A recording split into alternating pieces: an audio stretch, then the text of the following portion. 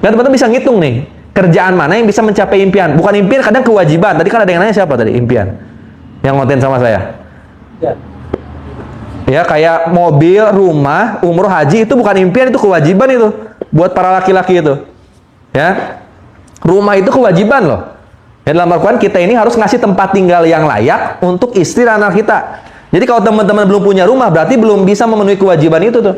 Bisa nggak istri kita menggugat cerai? Bisa. Jadi bukan sekedar impian nih, rumah yang layak ya, bukan rumah subsidi, rumah yang layak untuk tinggal. Ya, rumah yang layak buat istri, buat anak-anak kita, biar jangan sampai anak perempuan tidur sama adiknya yang laki-laki gitu kan. Rumah yang layak tuh punya kamar masing-masing, kamar mandi jangan nyatu gitu kan. Itu kewajiban itu. Terus apalagi kendaraan, bukan impian, itu kewajiban itu. Zaman Rasulullah kan kuda itu pasti punya tiap rumah. Nah, sekarang kan bukan kuda, ya mobil kan, karena kuda sekarang lebih mahal. Ya, kuda sekarang lebih mahal loh, kuda-kuda pacu. Jadi teman-teman semua wajib punya mobil, terutama yang udah punya anak-anak. Kan anak kita nggak mungkin kalau hujan sudah pakai jas hujan kan. Ya kita mah nggak apa-apa, tapi wajib punya mobil. Terus umroh haji itu udah wajib. Apalagi umroh sekarang udah wajib. Karena hajinya itu untuk puluhan tahun, jadi yang wajib itu sekarang umroh teman-teman semua. Minimal 3 kali itu udah wajib. Jadi itu kewajiban. Ya gimana caranya nih? Ya teman-teman semua, menghilangkan distraksi itu dengan cara lihat nih mana yang wajib dikerjain, mana yang enggak. Jadi ketika teman-teman nih sekarang ada yang versus karyawan kerja, itu tinggal ngebagi waktunya gampang lah.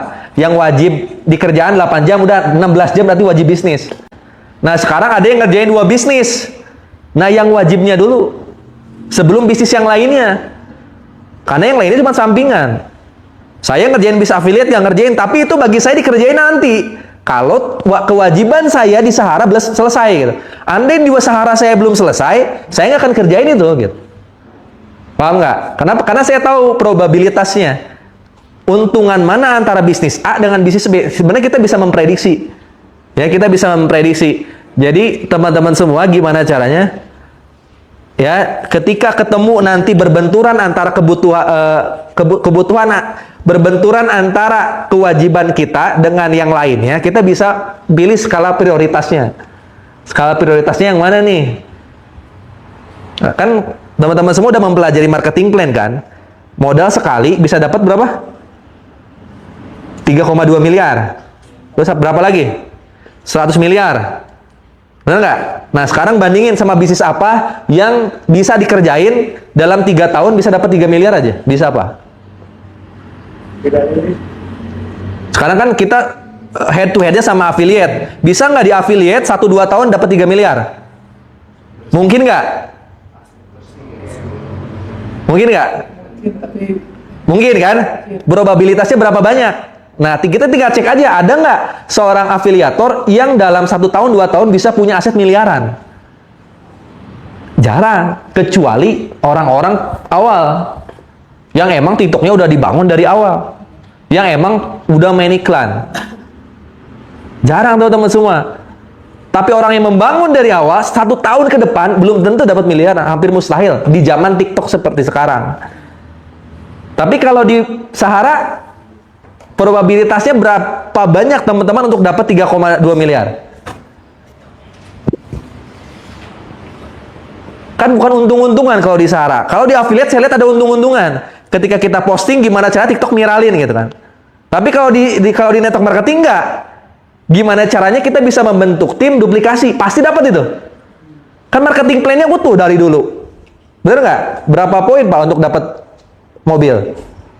200 kanan kan? 400 omset kan? Ya. 400 omset kali 1.850 kan? Itu lebih pasti dibanding affiliate menurut saya. Coba affiliate untuk dapat 200 juta, pernah ngitung gimana caranya? 2M. Kalau omsetnya seberapa? 2 miliar. Itu pun kalau si tokonya pastinya 10% ya, kebanyakan 2%, 7%. Nah, cari sekarang nih kalau data orang-orang yang dalam hitungan bulan bisa dapat 200 juta omsetnya. Siapa orangnya? Cara ngukurnya gitu, cari di kalau data orang-orang yang bisa omset berapa? 2 miliar 2 miliar, 20 miliar untuk dapat 200 juta 2 miliar ya, untuk dapat omset 2 miliar tuh siapa orangnya kan ketahuan. Misalnya Baim Wong, terus siapa lagi? Abdal. Nah kira-kira dengan kemampuan kita bisa kayak gitu nggak gitu? Kan kita bisa ngaca. Nah teman-teman sekarang pengen dapat luxury katanya di PT Base. Nah sekarang tinggal lihat aja Rijal. Teman-teman bisa kayak Rijal nggak? Kang Rijal, kaosnya kayak kos kieu. Bikin video kayak gitu saya juga bisa. Kan bisa ngukur. Oh kalau Kang Rijal bisa, saya pun bisa. Tapi kalau kita di affiliate nggak bisa Pak, susah. Makanya saya di affiliate jalan nggak jalan buat nyari bensin doang gitu. Karena mau nggak mau kita harus mengikuti perkembangan zaman, tahu bisa apa sehingga kita tahu nih ke arah mana nanti kita bergerak gitu. Nah makanya menurut saya teman-teman semua, ketika ketemu nanti dua berbenturan, tugas teman-teman cari yang paling pasti.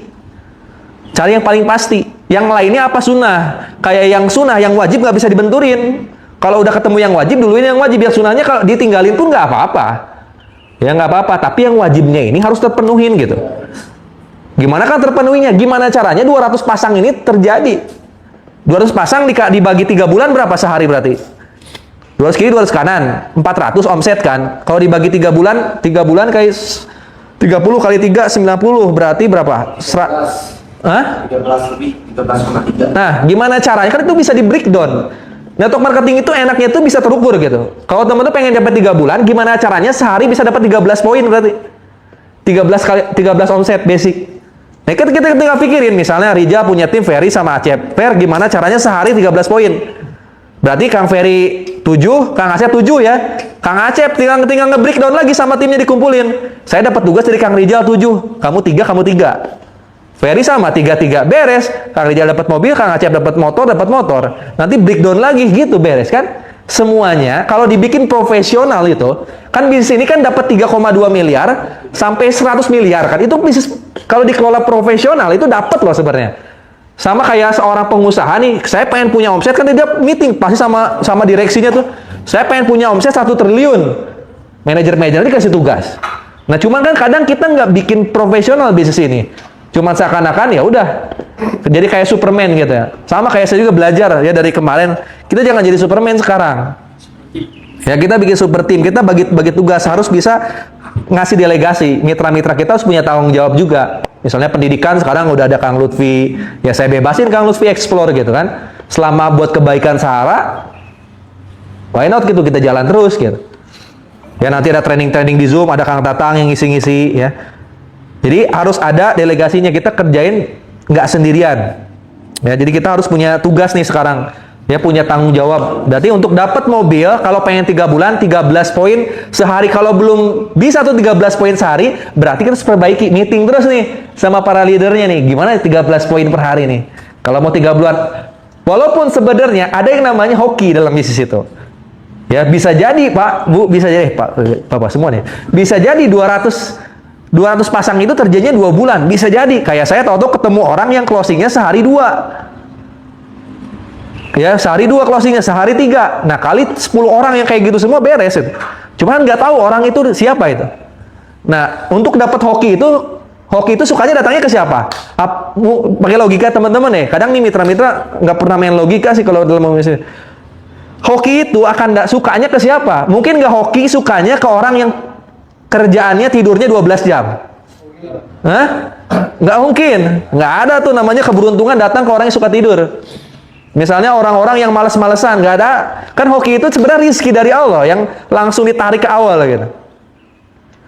Hoki itu suka ke orang-orang yang mau kerja keras, yang suka ambil resiko gitu, yang suka banyak berbagi, yang sedikit ikhtiar, sedikit malas-malesannya itu hoki itu paling suka tuh.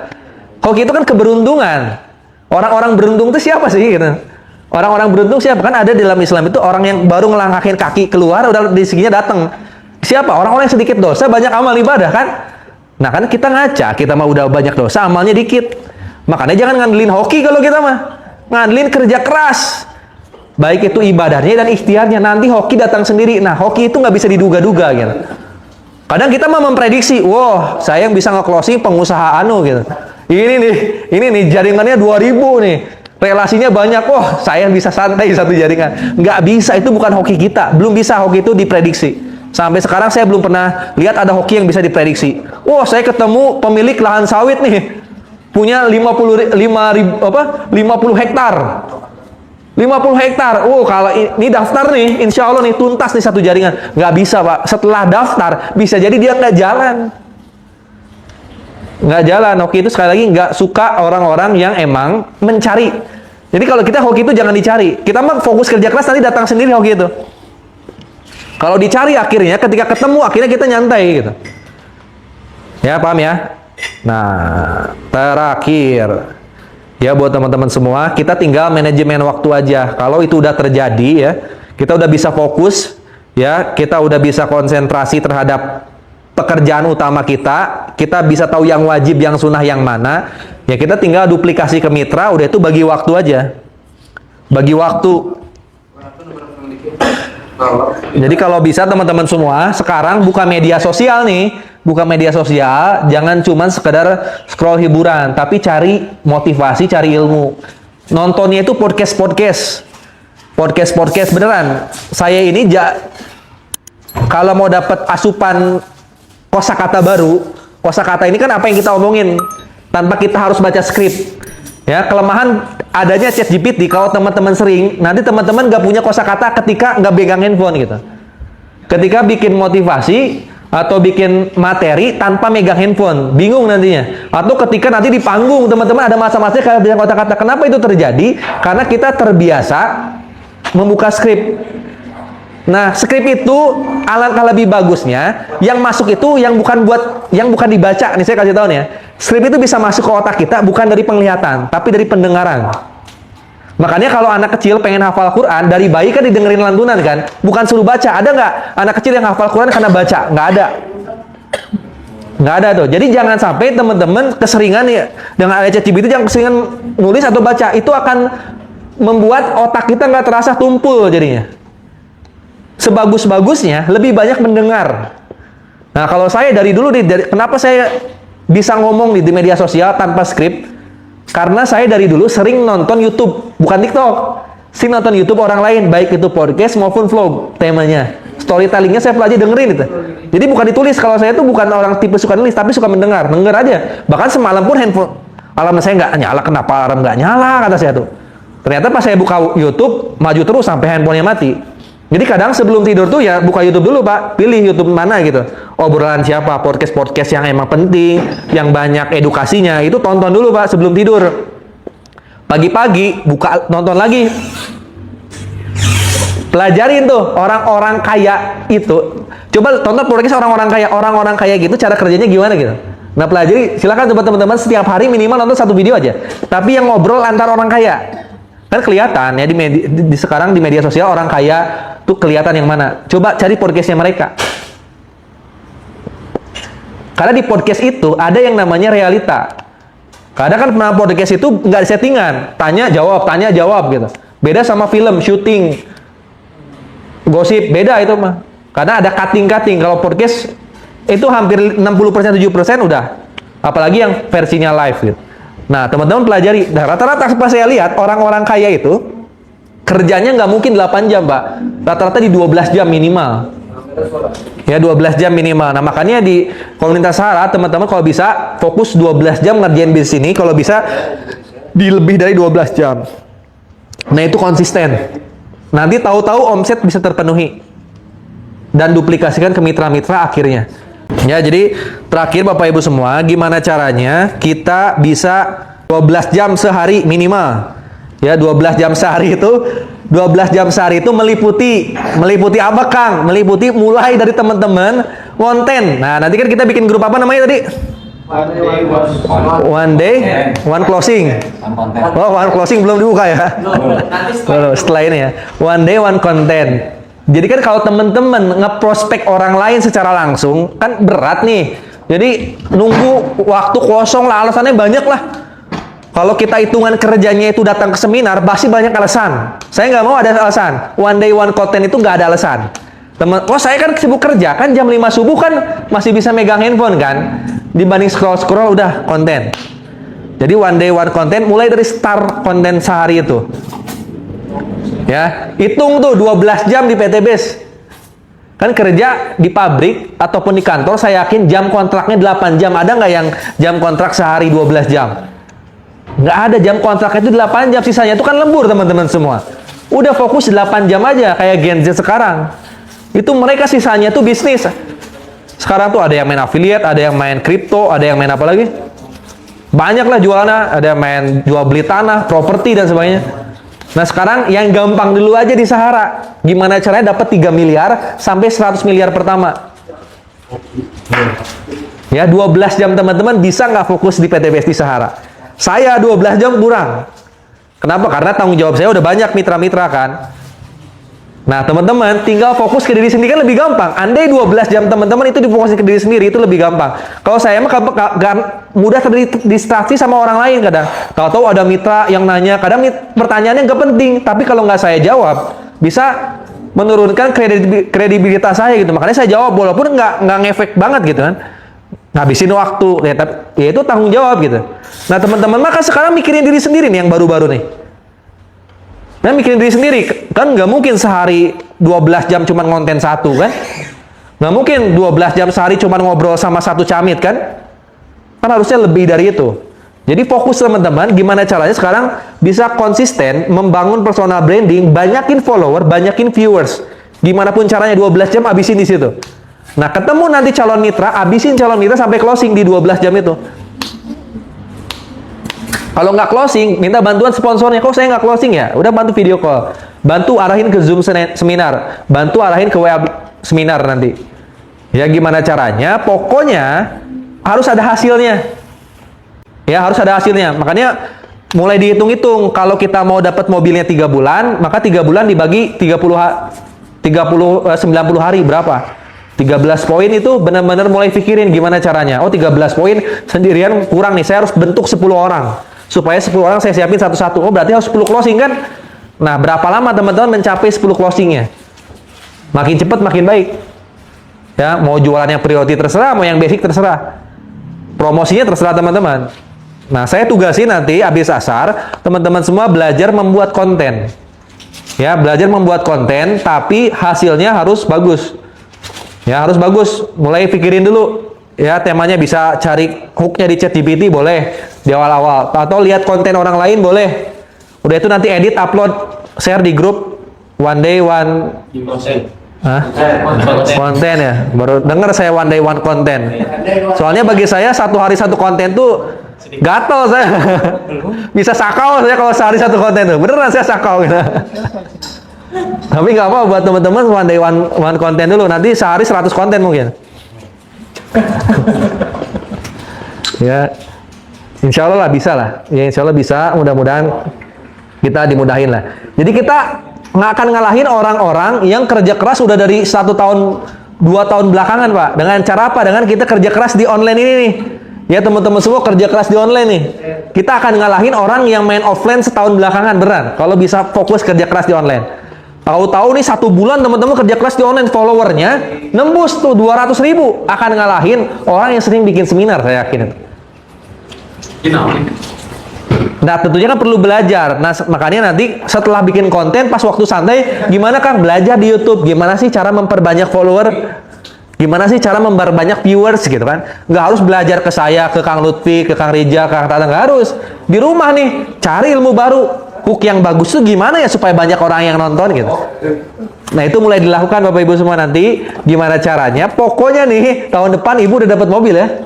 Pajero tapi bukan mobil kecil Bu. Ibu mentornya siapa Bu? Hah? Mentornya siapa yang daftarin? Tatang. Wah, orang mana Bu? Tinggal di mana? Dari Bagi. Oh dekat. Kesini pakai apa? Pakai Grab. Nggak pakai mobil sendiri. Belum punya. Insya Allah nanti di Sahara kebeli ya. Sendirian ke sini. Oh, Masya Allah. Baru daftar atau udah lama?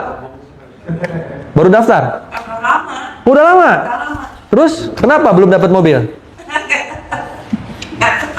Nggak tahu. Berarti sehari ngerjain PTBS-nya Saharanya udah berapa jam? Udah berapa jam sehari Bu? Jarang kan? Nah wajar ya. Jadi kalau kita sehari jarang ya ibaratnya kita kerja tapi masuknya sebulan sekali. Digaji nggak sama bosnya? Enggak. Ya banyak orang-orang network marketing itu termakan buayan iklan. Jadi daftar itu langsung dipangkas langsung berhasil gitu, nggak bisa. Tetap harus ada proses teman-teman semua. Makanya saya tinggal nanya kalau mitra-mitra yang belum dapat rumah sehari udah berapa jam? ngerjain bisnisnya. Nah, kita bandingin sama karyawan yang sehari kerja 12 jam udah kebeli rumah belum? Banyak yang belum karyawan juga. Nah, apalagi kita yang sehari aja belum tentu 1 jam di PTBS, makanya belum mungkin kita dapat rumah gitu. Siap ya Bu ya? Sehari 12 jam di PTBS? Siap Bu. Sehari-hari Ibu sibuknya apa aja Bu kira-kira Bu? Ngurus anak, cucu, apalagi Bu? Udah ya, berarti kan masih banyak waktu tuh. Ya, daripada sekarang ngerumpi sama tetangga, mending bikin konten video, bikin iklan, prospek, closing, duplikasi. Perlu kerja keras insya Allah sampai berhasil. Ya, itu aja dari saya. Terima kasih banyak buat teman-teman semua. Sekali lagi yang belum daftar di Sahara, segera daftar. Cari nomor WA saya di deskripsi, atau cari orang-orang yang nge-share video saya, langsung daftar ke mereka, telepon, pastiin mereka mau nge-mentorin teman-teman sampai tuntas, sampai berhasil. Sampai ketemu nanti di training Sahara. Itu aja saya. Terima kasih banyak. Assalamualaikum warahmatullahi wabarakatuh.